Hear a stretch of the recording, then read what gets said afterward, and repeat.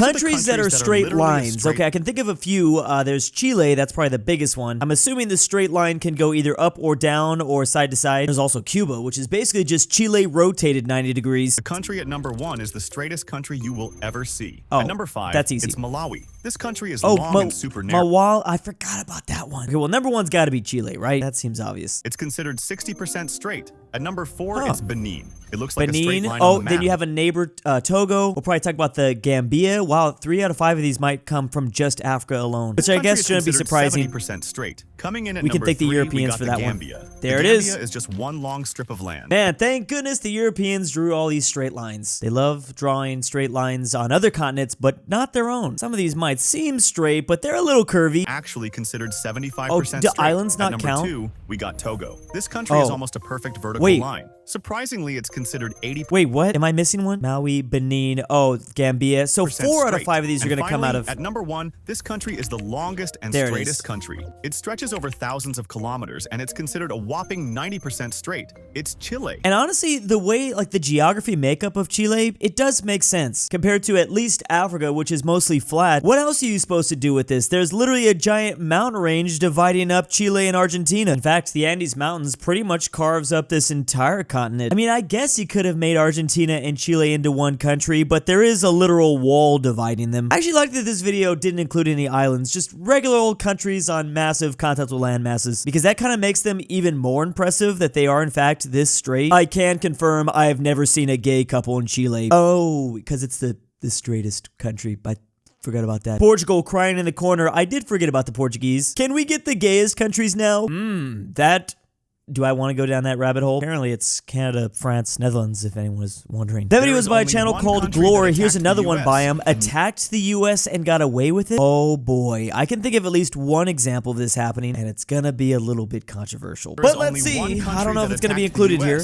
And never got hit back. An American Navy ship was near Egypt during a war in 1967. Yep, that's exactly what we're talking about. I wasn't sure if there was more than one country included. This is the only place that I guess got away with it, yeah. Fighter jets from a friendly country flew over the ship. They didn't do anything, just passed by. But a few hours later, those same jets started attacking the ship. They fired rockets, bullets, and even dropped torpedoes. The ship's antennas were I like gone. how the video makes it seem like it's going to be Egypt when it's not close by, though. The flag was shot down. The ship couldn't even call for help. By the end, 34 Americans were dead. 171 were hurt. Dang. The U.S. said it was a mistake, but the people on the ship didn't believe that. They say it felt like a real attack. And the craziest part? The U.S. never fought back. And the country that did it?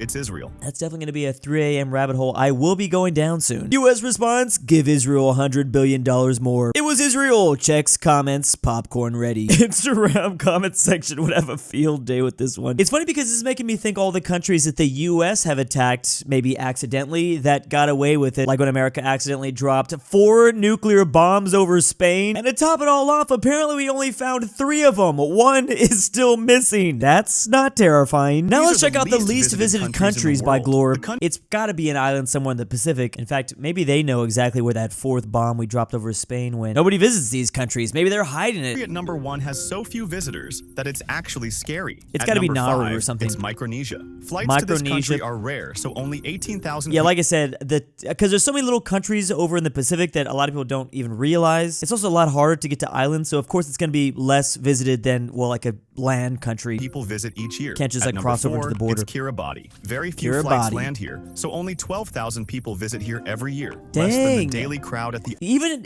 for 4th place, only 12,000 people visiting every year. It could make quite the difference if I just start to fly there right now. Are there even direct flights? God dang, it's expensive to go here. And I have to do a layover. No, thank you. Man, poor At number Kiribati. 3, it's Niue, a tiny island with few hotels and flights. Just 10,000 visitors arrive here each year. 10,000. And still, this is only 3rd, so the first place is going to be like close to 5,000 visitors a year. That's unheard of. I feel like, well, like local restaurants get 5,000 visitors a year. That's a restaurant, you know, like maybe like 800 square feet. It's Marshall Islands. Marshall Only 6,000 Islands. people make it here every year. Dang, so number 1's going to be even less. At number 1, the least visited country country has just 3,700. And again, okay, the keyword is country. There's tons of overseas territories where you're kind of banned from going there. Like Brazil has like Snake Island. The British have like the Bacardi Islands or something like that. Lol, the Bacardi Islands. This place was like one of the most isolated places on Earth. Let's use number one. It has only one Less airport, than a handful of roads, and a few small Nauru? hotels. Most visitors are researchers or government workers. It's Tuvalu.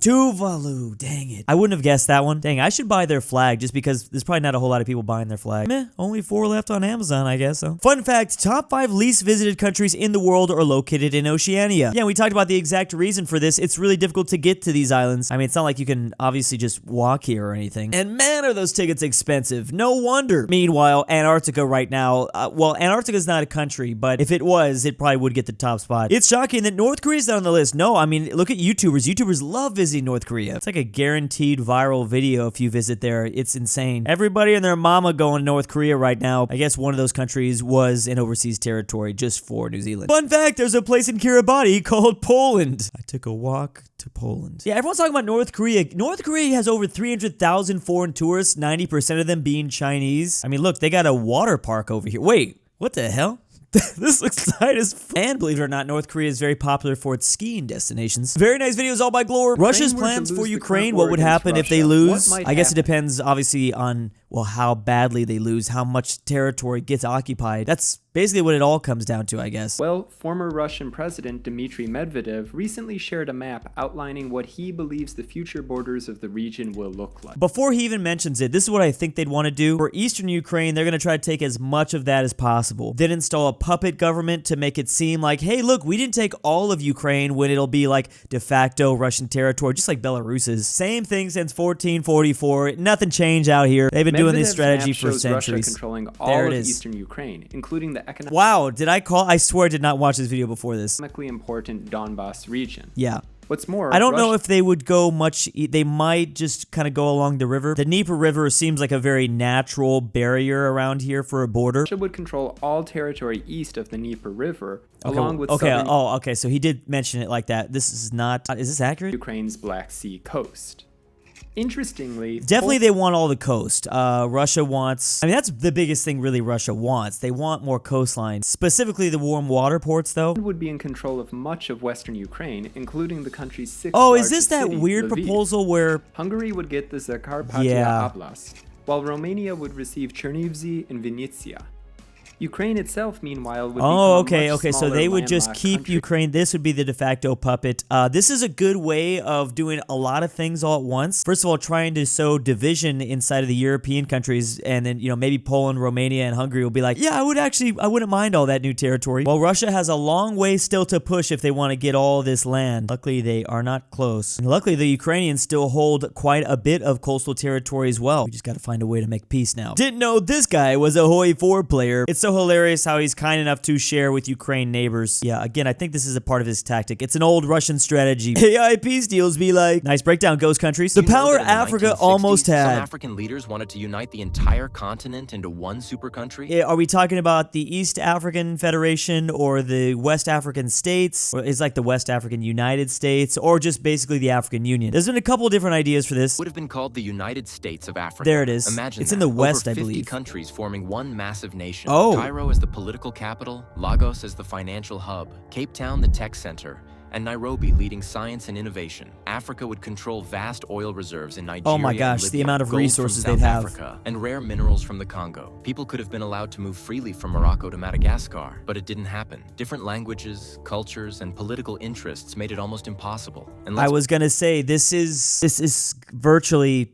going to be impossible. Africa is massive. Don't let the flat maps fool you. Africa is so much bigger than Europe, and Europe isn't even completely united on anything. Let's be real. Outside powers didn't want Africa that strong. Oh, and that's true too. Obviously, Europe would not want that. There's pretty much everyone is not going to want Africa to unite. Keep in mind, on top of all that, you have a continent that speaks over 3,000 languages. There's tons of different cultures, histories, and then of course religions. That would be a pretty major divide. Africa could maybe unite one day, but I don't think it's going to happen for another like 500 years, approximately. USA would no longer stand for the United States of America in this world. Different languages are not the problem. It is the outside powers and greed of, there's plenty of problems inside, like I said. I mean, just look at why South Sudan is the youngest country. What was going on between South Sudan and Sudan? Bravo for the last phrase. Rarely anyone mentions this greed the Europeans and Americans have. Oh yeah, of course. Everyone's saying Gaddafi's dreams. That was by a channel called Timeless Tales. This one is called Countries Have Tried to Unite but Have Failed. So we're talking about a lot of unifications, not only of Africa, now just of two different countries, and apparently with the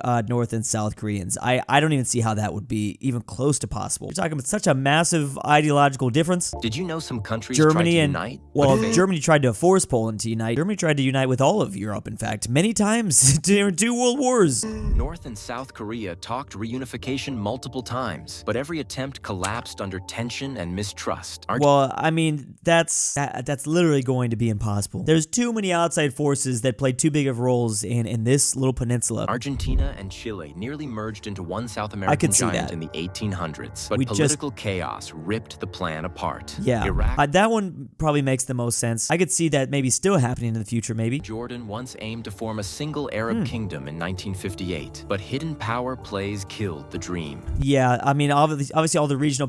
You gotta remember that there's like a whole separate mini Cold War happening in just the Middle East, and it's completely chaotic. There's so many other forces. At least the Cold War just had like the USA and the Soviet Union. Greece and Cyprus planned unification in the 1960s, but when Turkey invaded Cyprus in 1974, the dream of a Hellenic union froze for good. That one's not gonna happen probably either. This one, you never know though. Maybe Messi can just buy Chile. But yeah, don't forget about Indonesia, Malaysia, the Philippines. Maybe the ASEAN nations could unite. That's also gonna be pretty difficult to, I think, happen. Yugoslavia asked Bulgaria to unite also. There was also the British Franco Union where the Brits and the French almost united during World War II. Countries that changed their shape. Okay. Every year. You would never wait, every year? Is this due to a river or something? That's got to be the reason why. Or expect which country is at number 1. At number 5, it's Indonesia. It has over 17,000 islands. Do the islands sink sometimes? Some grow, and some even move because of earthquakes and rising water. That makes sense. Okay, if we're going to talk about, well, disappearing islands, is that going to be the only thing this is based off of? Something else that is in my mind is like countries that are like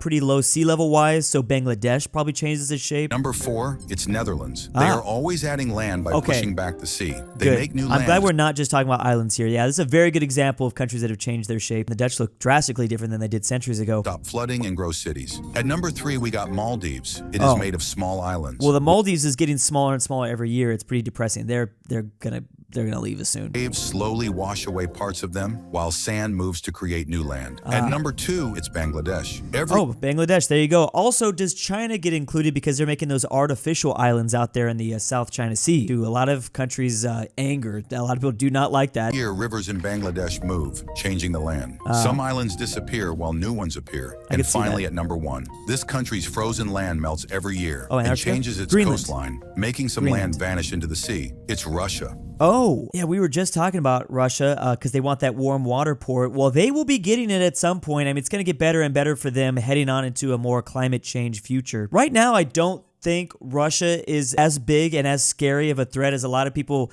put ahead. I mean, well, depends where you're coming from. But for a lot of Americans, Russia does not scare them. But going into the future, in 70 years from now, who knows? There'll be a whole lot of new shipping lanes that open up for them out here in the north. Spain and France, why? Because they keep colonizing? Oh, that's right, Spain and France, because they exchange an island that's like in between a river every so often. Every coastal country is actually changing its borders every day. Bro, I was screaming at Arctic at the end. This is a pretty cool video because it wasn't just like one gimmicky answer. It wasn't just because of like islands, for example. You obviously have the Dutch who create their dams and grow, land reclamation projects. Bangladesh was a clever one because they're constantly changing rivers. But then there are a lot of countries that probably have rivers that change directions. The Amazon for sure, but it might especially affect Bangladesh. That video is by a different Glor60. Don't be afraid to go check out all these channels. And big ol' thanks to my April patrons. I time traveled back in 2025 to stop Drew from taking over the world. We only have 2 years left. Drew's Argentinian Trust Fund, Rip Grandpa. Alexander the Terrible. Carmel S. Connor Pavlik. DOOCHBAGGINS. Fredrik Tibblin. KingBearHaze. KirinoIsBestGirl. The Go. Nolan. NordTyrol. And Tambre.